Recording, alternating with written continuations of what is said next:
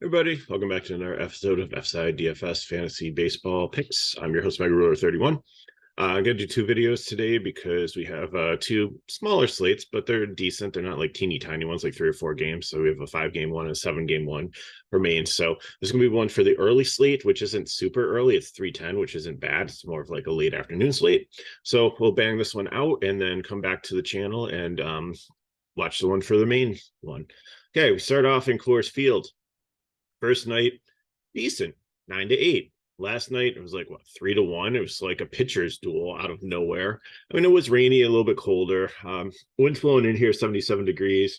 So we did see a couple home runs last night. I know there's at least one hit before I went to bed.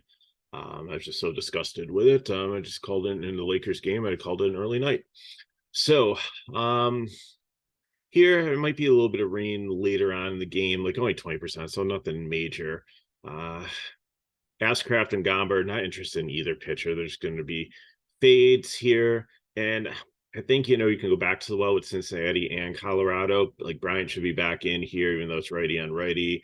McMahon, I think I like Colorado better versus lefties, but Tovar, I think, had a home run last night, finally, after a long stretch of nothing. I mean, Moustakas had a home run like a couple games ago, so maybe he can get back into the swing of things. Then in the red side, against lefty, there's a lot of righties here. India was like 0 for last night, but I think he can snap back here. McLean in the second spot, getting up a little bit in price, not minimum, but 2.9's not bad. Senzel, Steer, Stevenson, Fairchild even hitting in the middle of the order. So it looks like they could probably roll out like an all righty lineup here. And then just see who really, maybe Myers like scares me the most, because maybe they'll bring Frenzel in or somebody if to pinch hit after that. So I think definitely the bats here are not the pitchers, but I don't think they're my favorite. I think I'm just going to be a little bit cautious after last night still. Minnesota and the Dodgers, you got Sonny Gray and Dustin May. Gray's been having an amazing season, but he goes up against the Dodgers. They have some really good lefties here in Freeman, Muncy, and Outman. Betts hits both sides pretty decent. Even Haywood has been hitting decent this year. So I think Sonny Gray would be my second favorite pitcher. Probably more of a GPP play here. I don't know if he'd be like cash. One for you. And May, it might get forced to playing a little bit of May here. He doesn't go deep. He doesn't have a ton of K upside. He walks some people, gives up some runs, but the Twins aren't like, the wind is blowing out here in LA at 10 miles per hour, 71 degrees. So it's okay hitting weather, but I don't see him giving up, like getting completely destroyed. So I think he can make values at 9.2. He's not like 10K. So you might need to dip down to him or start with him in GPP if you don't want to pay for the 10K pitchers to try to get bats in. Next, bat wise, Minnesota Twins, cheap potentially if you want to target May. Maybe help you fill in your lineup here, especially like Kirilloff batting second if he's there at like 3K. Larnish, a lefty bat at 3-1. Farmars continues to hit decently. Gordon's minimum price doesn't hit really well, but if he gets on, it can steal bases. So we got a lot of speed there. In fact, Velasquez as a catcher is only like 2-2. Really cheap option also. Dodgers, again, probably just a GPP stack here. Pretty much lefty bats is what I would target. Freeman, Muncy, Outman, Haywood if he moves up in the lineup. They're kind of spread out, which is good. They go lefty righty, so it's kind of hard to target any of the batters here. Like if you walk them, the next guy is when another pitcher comes in, you're set up for them. So a lot of teams do that. I kind of prefer that over like the ones that like San Francisco throws out all the righties, and when the righty comes in, then the righties sit and the lefties come out, and then you only get a couple at bats sometimes with them. Arizona and Oakland, and Arizona does this platoons a lot also. Arizona has one of the highest totals on the slate outside of Coors, up against Luis Medina. They've got a lot of lefty powers. Nelson has struggled, but against this A's, they're getting better.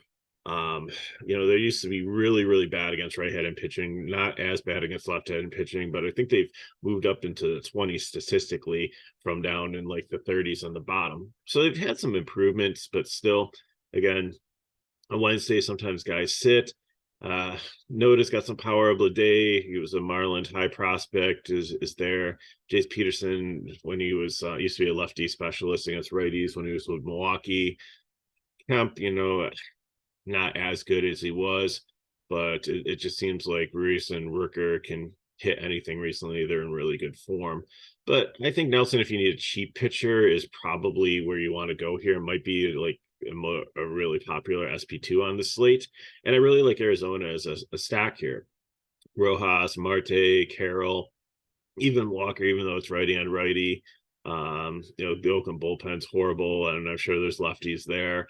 Pavel Smith, who's probably hitting the fifth spot. Fletcher's super cheap at 2.8. Even like Herrera as a catcher at 2.5, a lot of options there.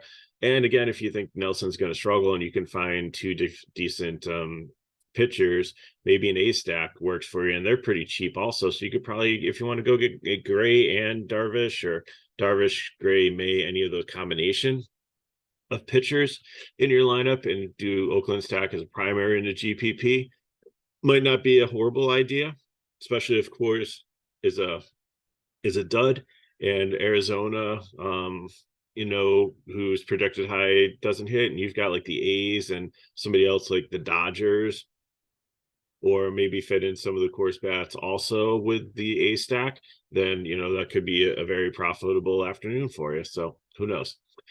Philadelphia and the Giants here. We got Tajon Walker, and I've seen many different combinations of who could be for San Francisco. I've seen Ross Stripling. I've seen an opener and the Manaea coming. I'm just going to fade the whole thing. Walker on the other side, I think if you don't want to play Nelson, I think he's your other option at SP2 if you don't want to pay up for two, because I really don't like anybody else on the slate.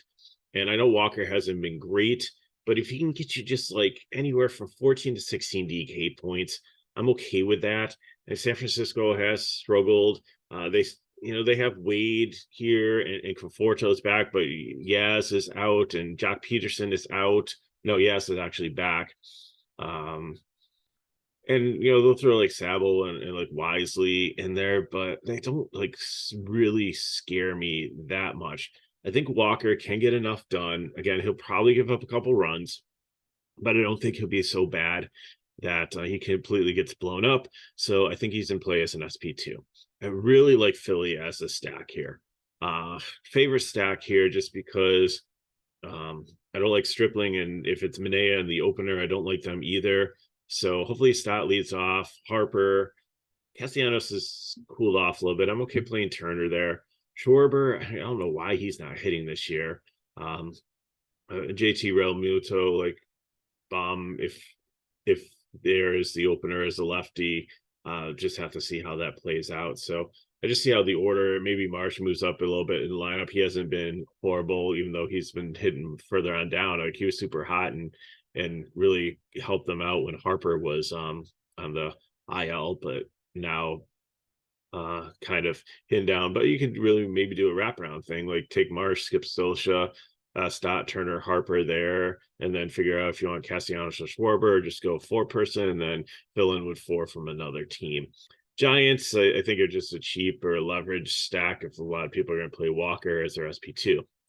Final game on the early slate, we have the Kansas City Royals and the San Diego Padres. We have Carlos Hernandez, who's a fade for me. He'd be lucky if he gets 10 DK points. I think he's going to get hit pretty hard here. And Yu Darvish is by default going to be the number one pitcher on the slate. He has the highest floor, the highest upside. So just lock him into your cash games. San Diego stack, I think, there's probably going to be GPP just because everybody is going to go for, I think, like I said, I like Philly the most. Like San Diego's definitely in play. I definitely have a stack of them against Hernandez and the KC bullpen here. But they've let me down so many times this year. I think they make better GPP stack. I don't think I'm really going to take one-offs here. They might be the cool stack to mix with the A's, like who I said are pretty cheap if you don't like Nelson. So, and if you can go like Walker, or you go like Darvish Gray or Darvish May as your pitcher, or maybe you just take Hatter, but I don't think they're really going to need their closer because they should destroy them. So, if you can find like a closing pitcher that you think in a game that's going to be close, I mean, I wouldn't target Coors Field.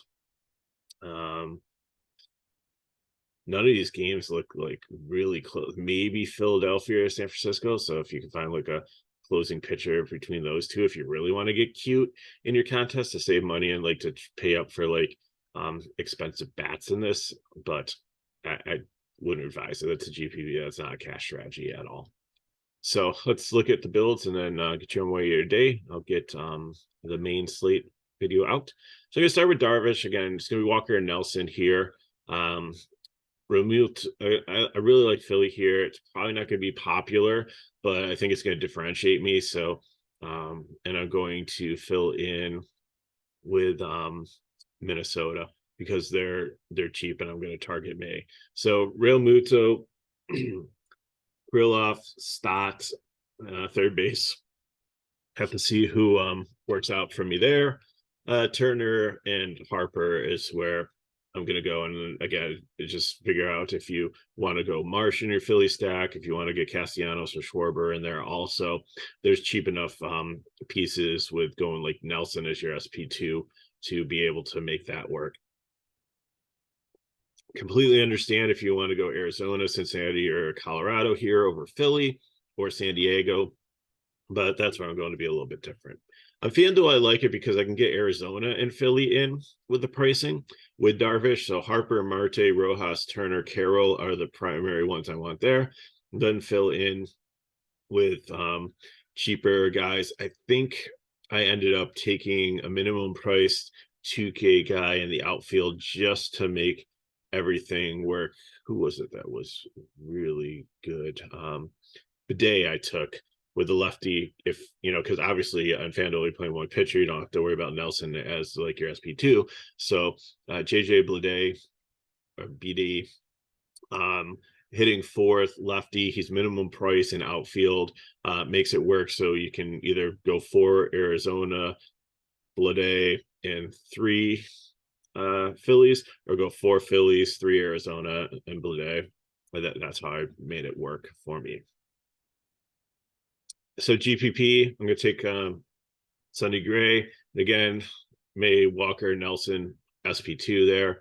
And then I'm going to stack Coors here. And they're not super expensive. So I try to avoid guys that are potentially going to get platooned out for that.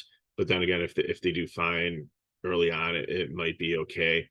Stevenson, Spear, second base, you got see if I'm trying to stack it. Who are my options here? It's kind of weak. So this might be take the cheapest guy available or one off. Like India is pretty expensive, hasn't hit the greatest, but maybe today's his day against the lefty. Castro on the other side, potentially if you want to take like a bottom stack of Colorado there. Third base, McMahon, I really like. Moustakas if you need to save a little salary. McLean, Bryant, and Grichuk. And then I really hate playing Blackman. Profar, I think, makes sense there. Fairchild's pretty cheap also, but he's also potentially a pinch hit risk later on in the game. If they bring in a righty in the bullpen, you might see one of the lefties that don't start today come out and play there. And then on FanDuel, I'm going to take Walker as my starting pitcher. I know it's kind of scary, but in order to get a core stack in that I like, if you want to take like Bleday in here also as a cheap one-off, or maybe throw in some of the ace bats and just focus on one of the teams, then you could probably get up to Gray or Darvish, or maybe even May in the GPP. But I used Walker to get a full core stack in. So that's what I got for you. If you have any questions, put them in the chat below. Hit me up at MegaRose31 on Twitter. I really appreciate you guys watching these videos, and girls, whoever. And if you want to help us back, then please like the video, subscribe to our channel, and share with your friends. We just keep on, seems like every single day we pick up a couple more people subscribing to our channel, which is completely awesome. Really appreciate it. The more you watch, the more you like us, the more you share, the more it gets out there on YouTube, and the more people come, and the more people we can help with this. So appreciate you watching. And if you want more information, as always, on FSi DFS, to get, come and join our Discord. It's super cheap, our pricing. In there, I get like one-on-one coaching help with everything, and like the cores for every single slate that we cover. But we also do all the showdown slates. We also do tiers, and talk other strategy and things like that. So appreciate you watching. Again, check back in a little bit. I'm going to record the main video now. They'll probably post like close to one another, because I'll probably finish recording main, and then I'll post both these simultaneously. So thanks for watching. Good luck in your contests, and stay tuned for the next video.